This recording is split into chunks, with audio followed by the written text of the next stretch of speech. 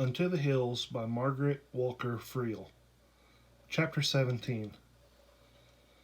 Though life at the inn could never be described as dull, and there were few leisure hours to be filled, it did settle into a comfortable routine. As the boys grew, they were able to assume responsibility for their share of the farm chores, in which they were aided by the strong hands of David. Amy was kept occupied with inside chores, and Margaret spent much time in instruction, so that Amy became adept at such things as carding, spinning, weaving, and the complicated art of raising silkworms and making the finished product of a length of silk. In the spring of 1855, Margaret gave birth to her fourth son.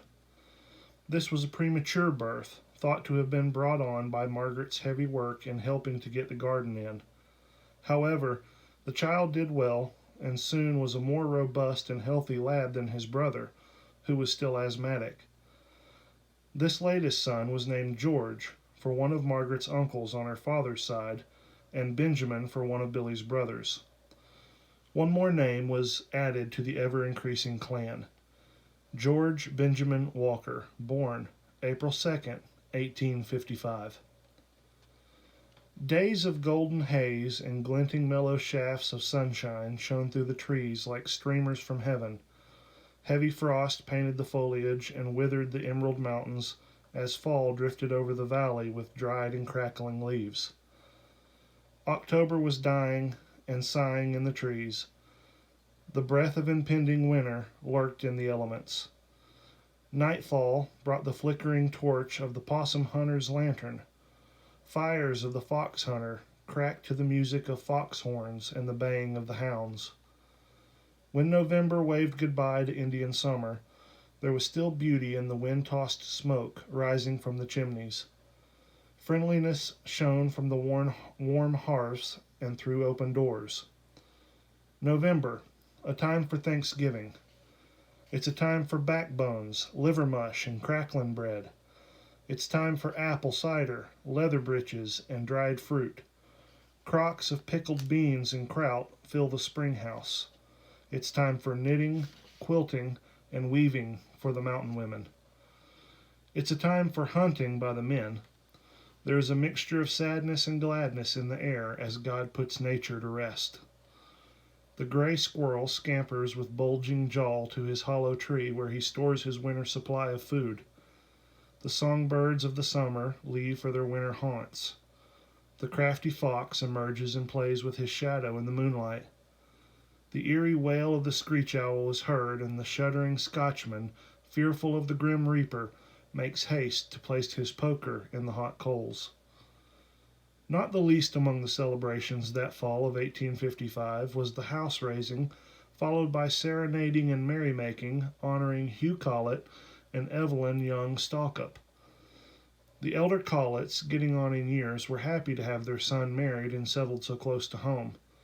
All the valley people were pleased to have their young people staying in the community rather than seeking greener pastures in which to settle.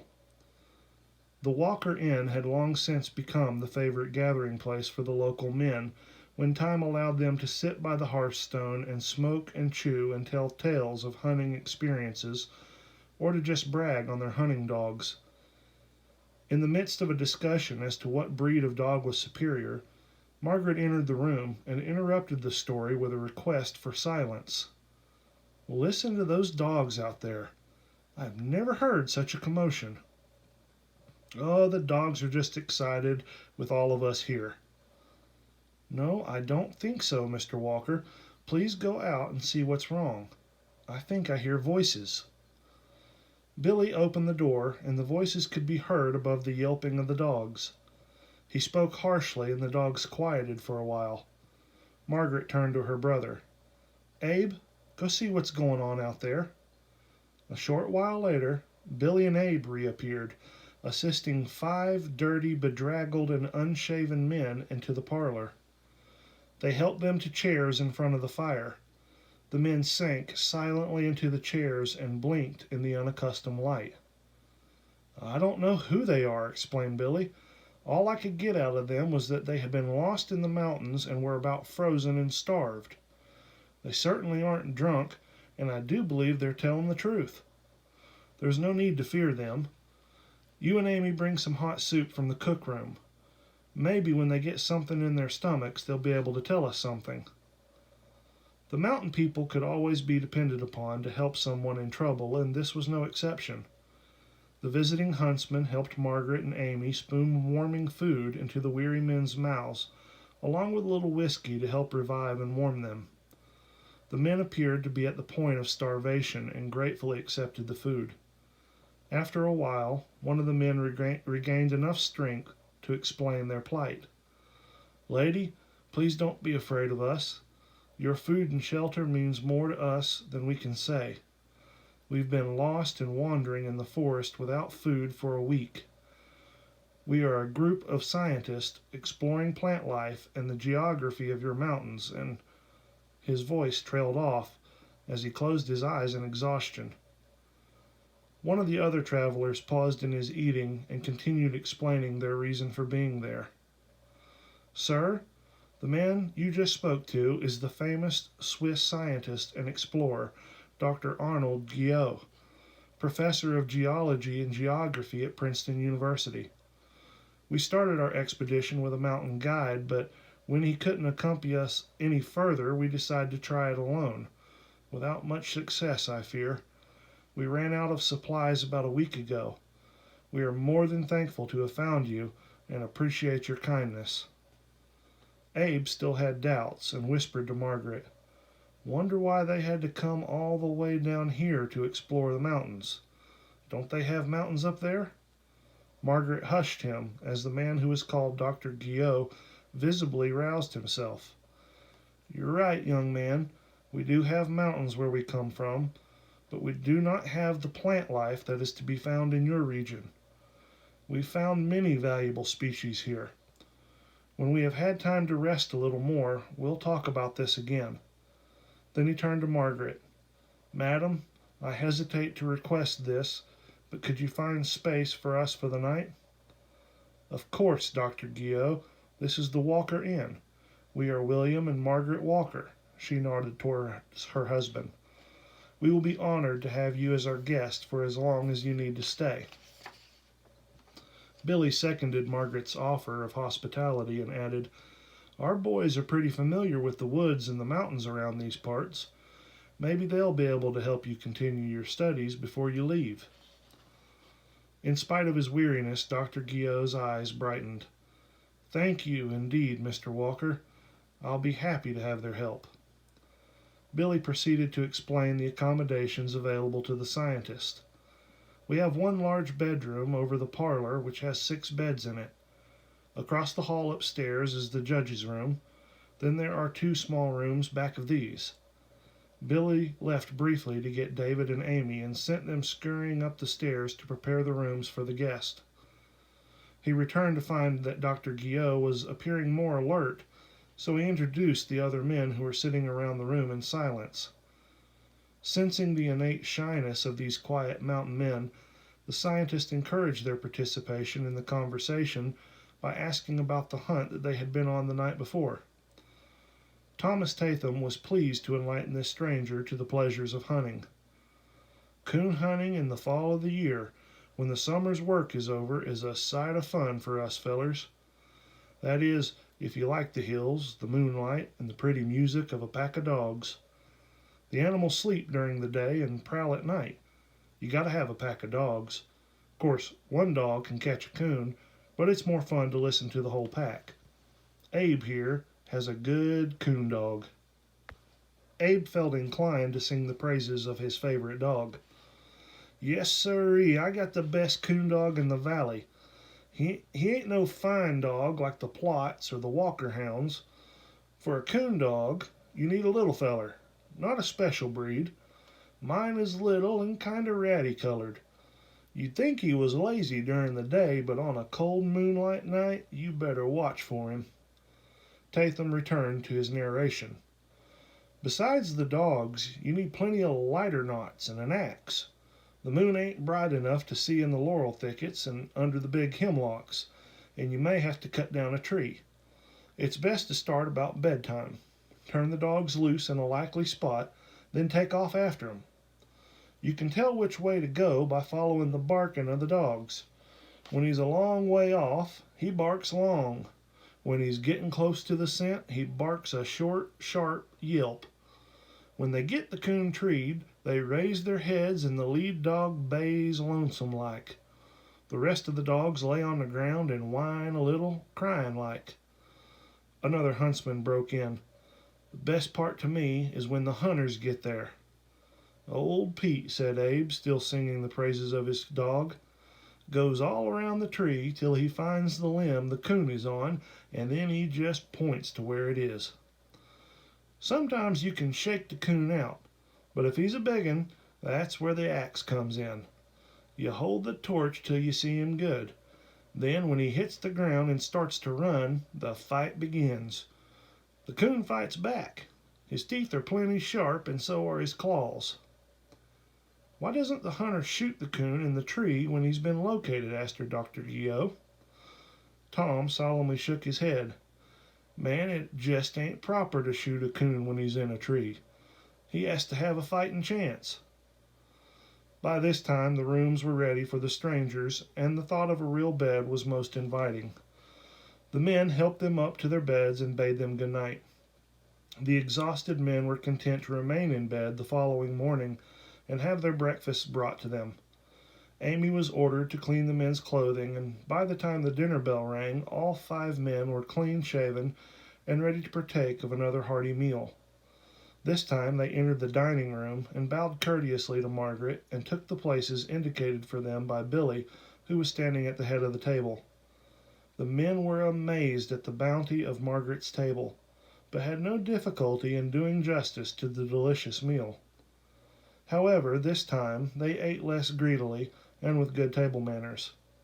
When Margaret served the dessert, Dr. Guyot asked, I don't believe I have ever eaten anything like this before, Miss Walker. What is it? It's persimmon pudding, smiled Margaret. I made it purposely, thinking it might be something new and different for you. The visiting scientists were most interested in Margaret's use of these fruits native to the area. They requested her recipe for the persimmon pudding, as well as the one for the beer and peach brandy. One of the scientists entered the conversation. Mrs. Walker, I wonder if you have heard the story of the persimmon tree. The botanists call it Diospyros virginiana. It comes from the Greek term meaning fruit of the gods. They say it grows to be a large tree. Oh, it does, agreed Margaret. The Indians used to use the seeds for ornamental purposes. They are shiny and brown when they're dried. They use them for buttons and beads. You have to string them when they are green and soft. They get hard when they're dried. We used to string them when I was a girl. Margaret's infectious merry laugh filled the room as she reminisced about her youth when material things were not so plentiful.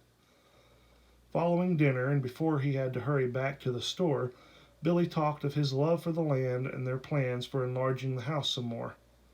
It was easy to talk to these strangers. They were interested in everything that the mountain people could tell them. This is truly a beautiful country, commented Dr. Guyot. Your mountains and rivers are the most beautiful in the world, in my opinion, and this valley is unique. It's unusual to find so much lovely, level land in a mountain area. We would like to stay a while and have you tell us more about the area. Both Billy and Margaret were happy with the prospect of having interested ears to fill with stories of their beloved mountains.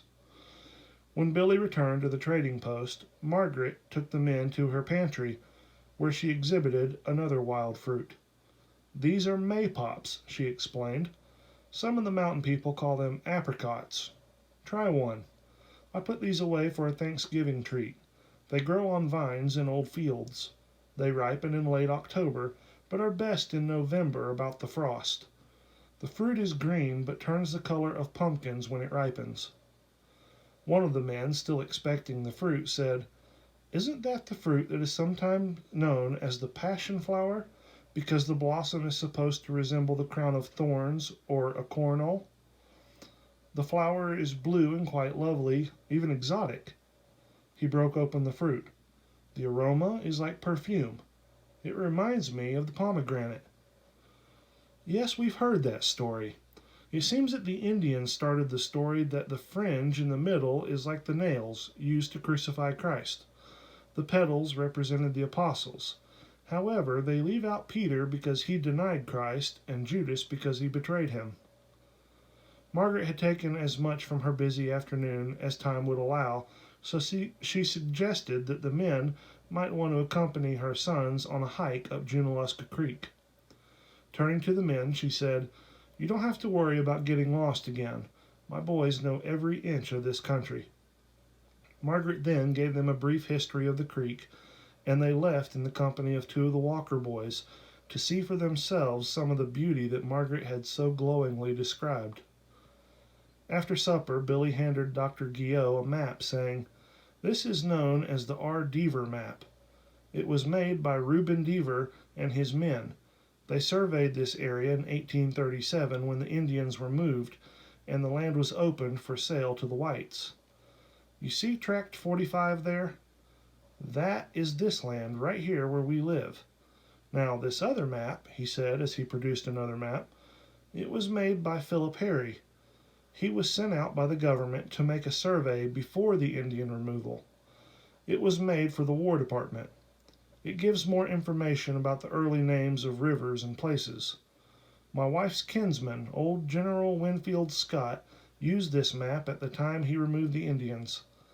Lots of people have been in this country. They say De Soto came through searching for gold. And we do have gold, by the way. I've heard of other scientists being here also." "Oh, yes," agreed Dr. Guillot. "The famous William Bartram came to Cherokee country in 1776. Andrew Michaud was sent to the Appalachian Highlands by the French government to collect plants for the Royal Gardens in Versailles in 1787. They said he made a rare collection. John Fraser, a Scotch botanist, also came in 1787. He is credited with the discovery of the lovely rhododendron. Asa Gray, our illustrious American scientist from Harvard University, visited this section in 1840. Also, John Landman, the writer, was here in 1840. He wrote articles on the region. He called the Hiwassee River the most beautiful in the world. A German collector named Rugel was here, I believe, in 1850. He picked up the map again. "Tell me about these rivers and mountains listed on the map." Dr. Guillot followed the map closely. Billy explained the story of each river as he had come to know it.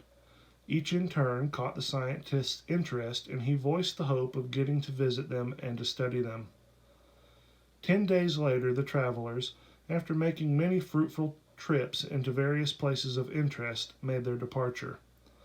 They expressed deep appreciation to their host and hostess and paid them more than the meager lodging fee charged by the innkeepers.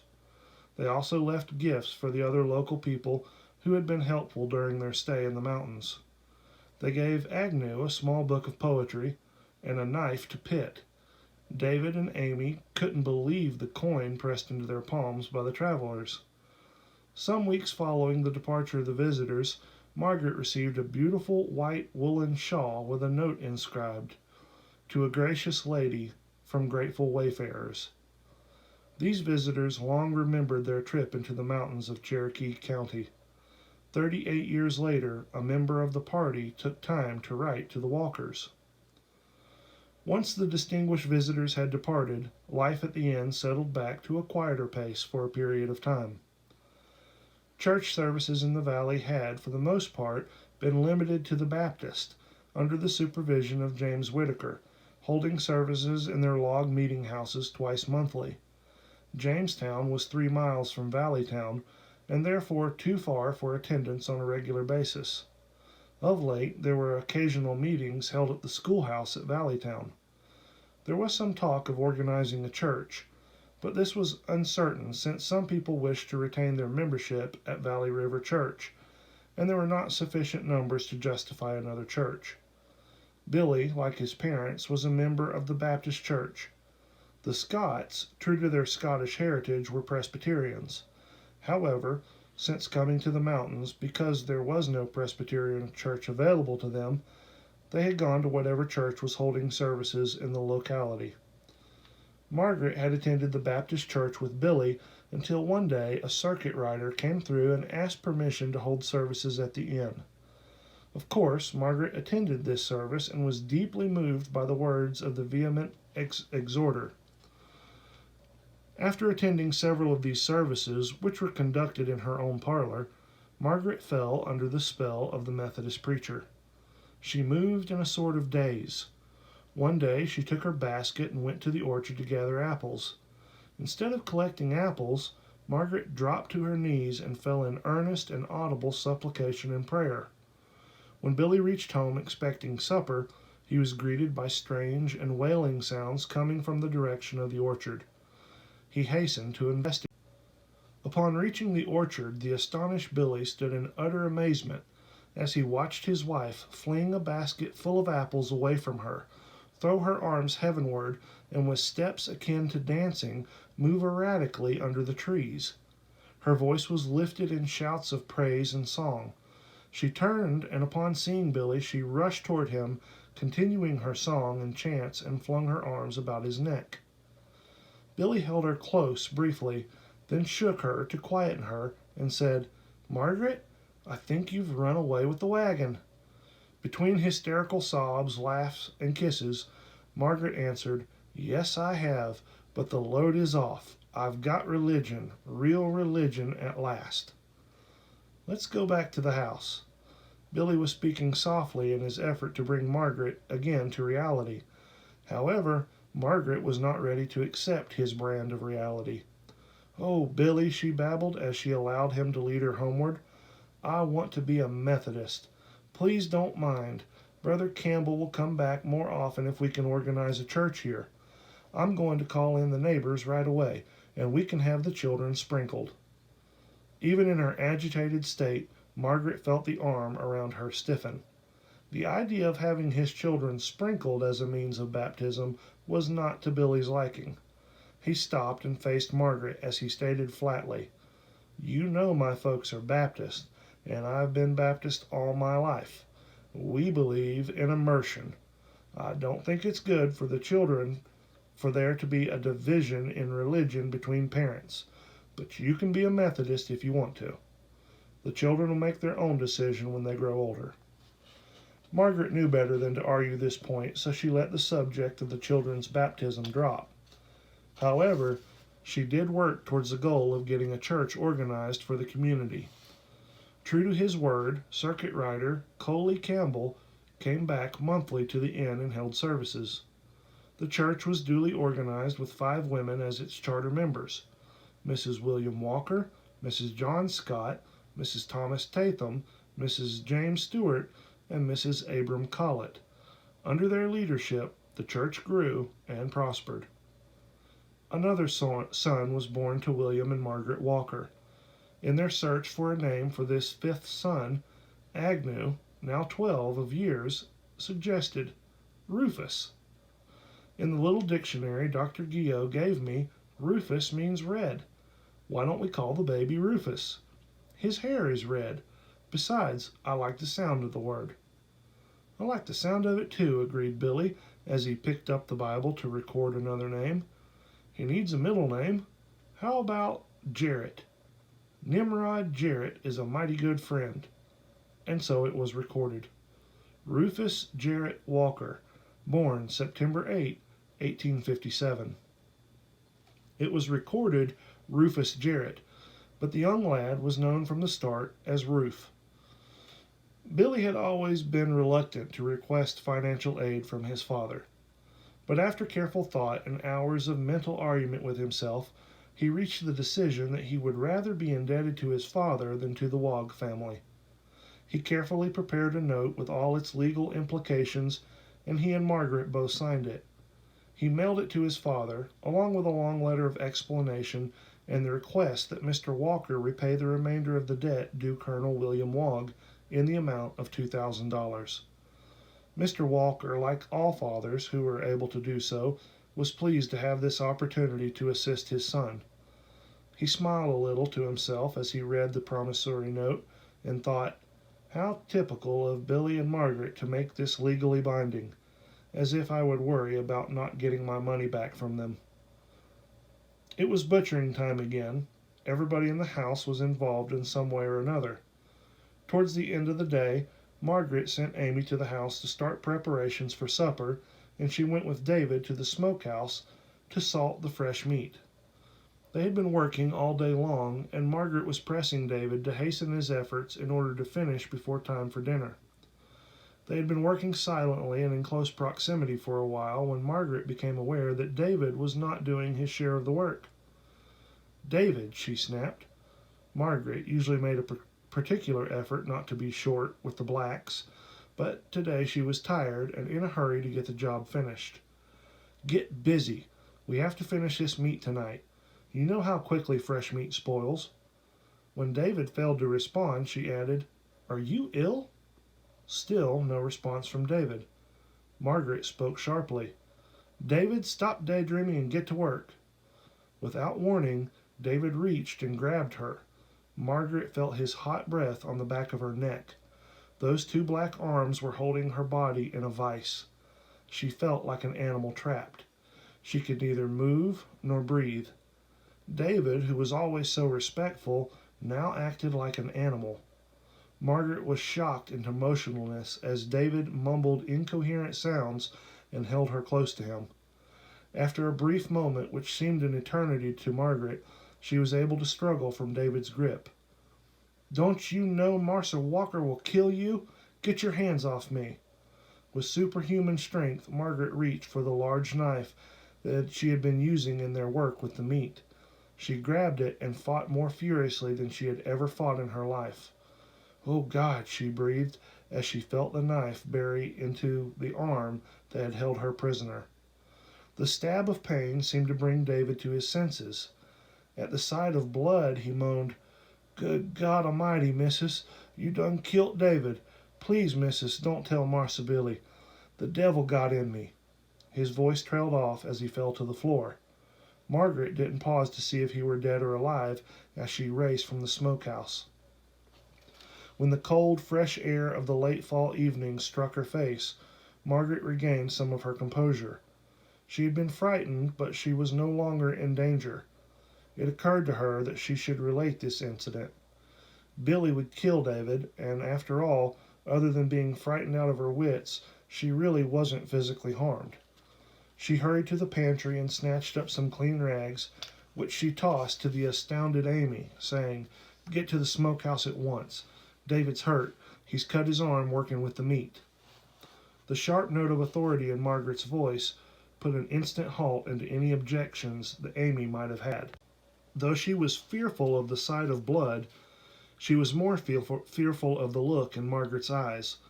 So she took the rags and hurried to the smokehouse. Margaret called to Amy's retreating figure. When you get the wound bound, tell David to go straight to bed. At this point, Margaret felt the reaction to her experience set in. Her body began to shake and she feared she would faint. She told herself that no one must know of this, so she went into the little pantry and sat down for a few moments in an effort to regain control of herself. When Amy returned from administering to David's injuries, Margaret was almost fearful to inquire about him. She still wasn't positive she hadn't killed him. Though Amy herself appeared shaken, Margaret could tell without having to ask that David was still alive. Amy, she ordered, see that David stays in bed. You stay with him. I'll finish supper and have the boys bring yours and David's to you later in the evening. Amy retreated to her quarters without a word. Upon his return to the inn for supper, Billy was impressed by Margaret's unusually flushed face. When he inquired if she were ill, Margaret shrugged it off by saying that she'd been working extra hard with putting up the meat. Then she added, David cut himself today. He seems to be awkward and clumsy sometimes. I sent him to bed and sent Amy along to care for him. No one questioned her explanation, and the boys did not object to being called in to share the chores usually performed by the blacks. Margaret was aware that though this explanation sufficed for the moment, it did not serve to put the entire matter to rest. She knew she had to get rid of David. She would never be comfortable in his presence again. After the boys went to bed that night, she suggested to Billy. "I've been thinking, Billy," she began. She surprised even herself at how normal her voice sounded when there was so much emotion involved.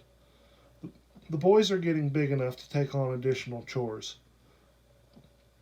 I know how you hate to owe your father so much money, so why don't we sell David and repay the loan?" Billy looked up from his reading, somewhat surprised at this suggestion, but it sure seemed to be a good one. "Why, that makes good sense. The only thing is, are you sure you can get along without David's help? You know you're the one who will have to carry the burden of getting that much work out of the boys." "Oh, they're good boys, and hard work is good for them. Look at you and me. We're as healthy as we can be, and it's because we both work all the time. I don't want our boys to grow up trifling." Margaret realized she was rattling on a little too much, so she stopped to give Billy time to absorb the full impact of her suggestion. "If you're sure you want to do this thing, you couldn't have picked a better time." This was a surprise to Margaret. What did Billy mean, a better time? He continued, "Hennessy is taking a load of hides to Wilkesboro tomorrow. I'll have him take David along and see what he can get for him, and he can hand the money over to Paul all at the same time." The relief of having the debt paid to his father was already evident on Billy's face. As David was driven away the next morning on the back of the Hennessy's wagon, he kept his eyes lowered, and of course, Margaret managed to be busy with her morning responsibilities, so she wasn't around to bid him farewell. If David had told Amy any of the story, she never revealed this knowledge to Margaret. Margaret breathed a sigh of relief when Hennessy returned to report that instead of selling David, Billy's father had taken him back to his home. David had belonged to Billy's father many years prior to his having been given to Billy and Margaret. "It's better this way," thought Margaret to herself. "No one knows, and no one is permanently hurt." She silently closed this frightening chapter in her life. There were constant changes being wrought in the lives of Margaret and Billy. Two of Margaret's younger sisters were married, which caused the usual flurry of activity. Then Margaret's brother and his new wife decided to move away from the family farm and take up new land in the Chpt Valley. This was particularly trying on Mary, since Abram was her only son, and she had grown to lean on him following the death of her husband John. Word was received of the death of Billy's father, which brought deep sorrow to the family. Because of the time required to make the long trip from Valleytown to Wilkesboro, Billy was unable to attend his father's funeral, but he went as soon as he could to be with his mother and to assist her in settling his father's estate. When his father's will was read, Billy was bequeathed 2 slaves, one of whom was the same David that had once belonged to him. Though Billy was unaware of Margaret's real reason for wanting to get rid of David, he instinctively felt that it would not be wise to return to Valleytown with David, so he made arrangements to exchange him for another black. Billy extended his visit with his widowed mother as long as he felt he could safely be away from his business, and following a tearful farewell, he returned to his home with his 2 new slaves from his father's house, plus one which he had purchased while in Wilkesboro. Margaret and Billy felt they were realizing their dream. The inn was prospering, Billy's store and sawmill were making money. All was going well for them, but underneath there was the nagging voice of impending disaster. Rumors were coming in more frequently concerning the unrest in the nation. Nothing definite, just enough to cause concern. At Christmas, Margaret opened her big house to her neighbors and friends to celebrate the holiday. In spite of the merriment, the talk turned to the problems in the country. Word had been received that South Carolina was threatening to secede from the Union. Everybody was voicing his opinion on the subject, along with their evaluation of the new president, Abraham Lincoln, when Margaret, sensing that the blacks might be offended by the snatches of conversation they heard, suggested, "It's Christmas time. Let's talk about happy things today." This returned the group to the present, and the unhappy subject was not brought up again that evening. However, once the guests were gone and Margaret was in bed, She had difficulty going to sleep. She could hear the blacks still moving around in their quarters. She wondered how they felt, and what they would do if granted their freedom.